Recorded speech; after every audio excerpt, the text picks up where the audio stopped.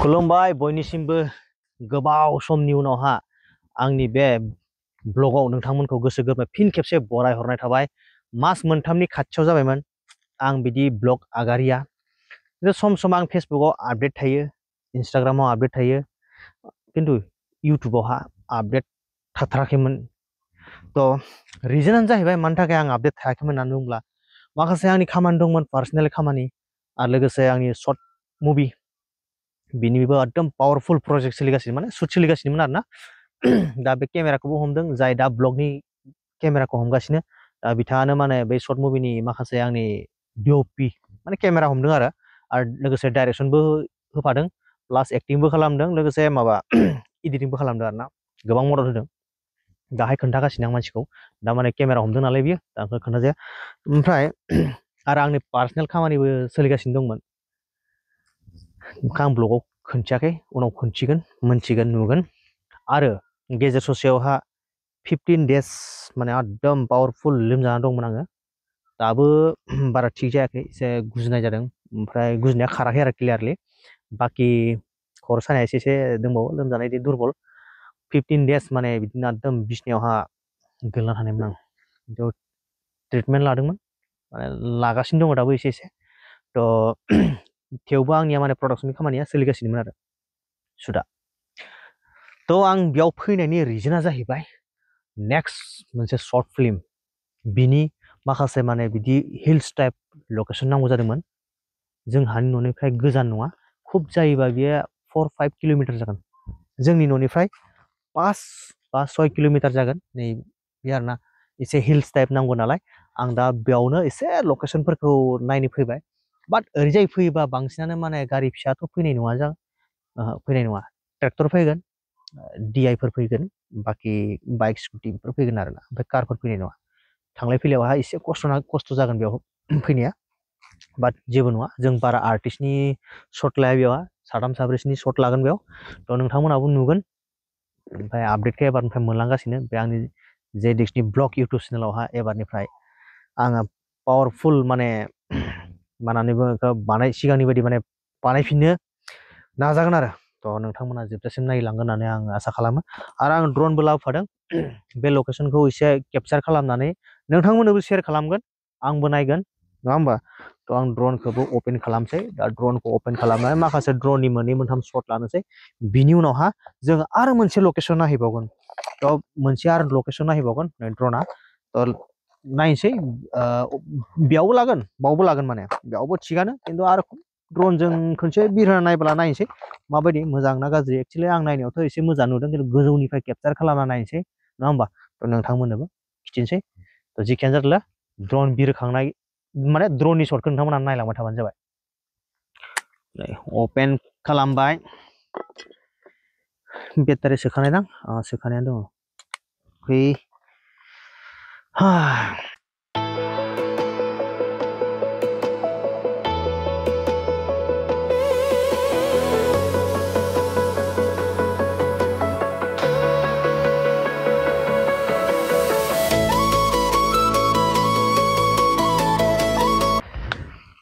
थ' नोंथांमोनाथ' ड्रननि शटखौ नुखाबाय जानांगौ, माबायदि नुदों। मथा मथि सोलिगोन, आंनो गाहायनिफ्रायसो नांगौ नालाय, गोजौनिफ्राय नाङा, थ' गाहायनिफ्राय आरोना। थ' जिखियानो जादोला, दा जोङो नेक्स्ट लकेसन थांबावनोसै। नेक्स्ट लकेसन बेबो धामाकायानो जागोन। थ' जिखियानो जादोला गाइस, जों बिनिफ्राय आवगायलांसै, माने ससे लामानिफ्राय जोङो थाबायना फैनांदों, जाहाथे बाइक बारा ओरैजाय मथथे बारा गोजान नङा, 300-400 मिटारसो जागोन, बेनिफ्राय जों थाबायना फैनांदों। थ' जिखियानो जादोला गाइस, थ' जोङो थांनोसै। नै गाइस, नै बे जाहैबाय सिबिं नै, बांद्राय राथ'वाखै, दा एसे गोरलै नै, बरियानो, नैलाय सिबिं, बरिया सुपार हिट। आरो आंनि उनथिं नै नुदों दा लकेसनखौ। थ' खाथिनियाथ' जोंनि बे एरियाथ' मोनथिखागोन बे मा जायगा, नङा होमबा? थ' खाथिनिबाबो सोरबा फैफेरिफ्रा बेयावहा बिसोर मोनथिनाय नङा आरो।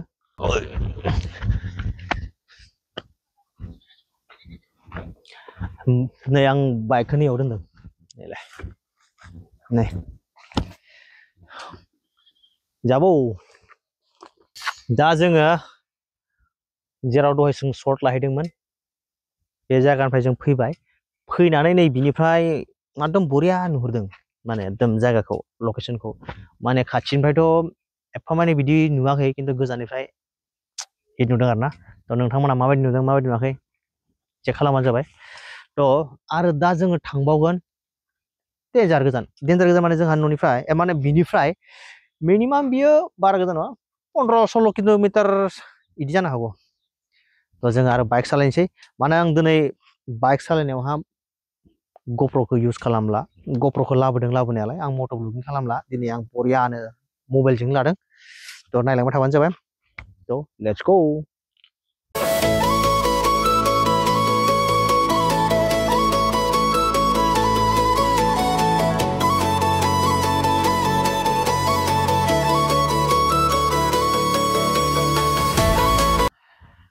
जों दा सफैबाय आउट अफ लकेसन जेराव जों टारगेट खालामदोंमोन लकेसनाव थांनो होननानै बे जायगायाव थाङासै जों बेलेग लकेसनाव फैनांबाय मानो होनोब्ला माने गाहायथिं एसे पावारफुल अफ रड बेनि थाखाय थाङासै आरो गोजौथिं फैबाय दा गोजौनिफ्राय जोङो एसे गाहायथिं नाहरनोसै नोंथांमोननोबो शेयार खालामनोसै नोंथांमोनाबो नायलांबाय थाबानो जाबाय आरो मा होनना बुङो फैनाय लोगो लोगोनो आं मोनसे रिल्स बानायदों बे रिल्सआ आंनि इन्सटाग्रामाव दङ इन्सटाग्रामाव थांनानै नोंथांमोना चेक खालामबाय थां मोजानो हिट बानायदों नै बिदि बेग लालायनाय बेयावथ' एकदम गाननाय जोमनाय दङ आरो लोगोसे मा होननानै बुङो ड्रनबो दङ गप्र' दङ केमेरा दङ पावार बेंक दङ बिदिनो आरो थ' जों शुट लागोन जायगाया एक्चुअलि नैबे नङा दे गाइस गाहायावसो बे गाहायावहा आं दा ड्रनजोंसो खिथिहरनोसै ड्रनजों मोजानो ड्रननि शट लानोसै बेनो थ' गाइस नायलांबाय थाबानो जाबाय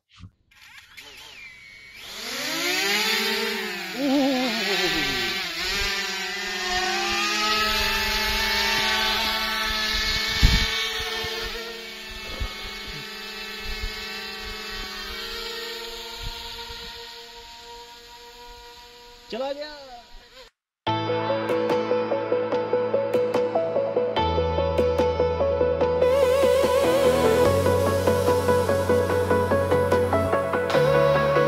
ड्रननि शटखौथ' नोंथांमोना नुखाबाय माबायदि फैदों मजा फैदों फैयाखै माने लामाया हिट बरियानो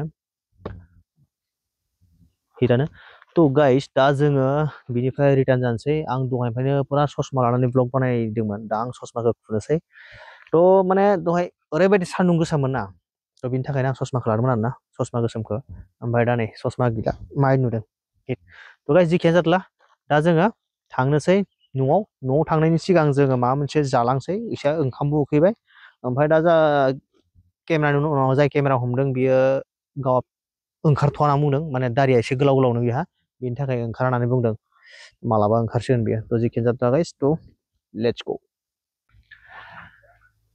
बेरायखांनानै दा जोङो फैबाय न'आव ओमफ्राय आङो बाजारनिफ्राय नै सबाय बिमा लाबोदों आङो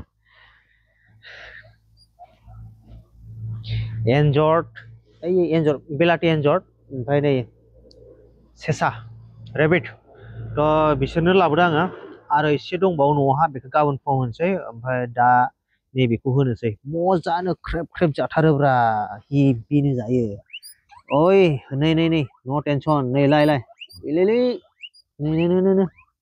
माने ओरैबायदि ख्रेब ख्रेब जायोना आब'आ नै लाना खारबायानो मासेया अके नोंबो लाना खारदो नै होबायानो मथे बरियानो जायो आरो बिसोरो नै बास र' गासिबो होजोबनोसै आङो माने उखैना थायोना माने टटेल फुङाव खनसे बेलासि खनसे मोनायाव खनसे 3 टाइम थ' गाइस आङो ब्लगखौ बांद्राय गोलाव खालामला बावनो माने दोनथ'नोसै ब्लगखौ गोबाव समनि उनावहा आं ब्लग लादों थारमाने एसे गोनो गोथो मोनदों आरो दा गाबोन सबनिहा जेनेबा बिदिनो लासै लादाव एसे सिगांनि बायदिहाय माने बानायफिननो नाजागोन आं बुंनायावबो थाबथागासिनो थारमाने थ' जिखियानो जाला गाइस दिनैनि भिडिअखौ नायनानै नोंथांमोना मारै मोनखो कमेन्ट सेक्सनाव खोन्थाहरबानो जाबाय आरो नेक्स्ट ब्लगाव थाबैनो लोगो मोनगोन आसा खालामबाय दिनैनि ब्लगखौ आं बावनो फोजोबसै thank you for watching and take care and good night थ' JDX मिउजिक इउटुब चेनेल थांनानै चेक आउट खालामबाय थां माखासे आगारखाबायबो आरो साननैसो उनावहा आगारबावगोन सर्ट मुभि गोजोन्थों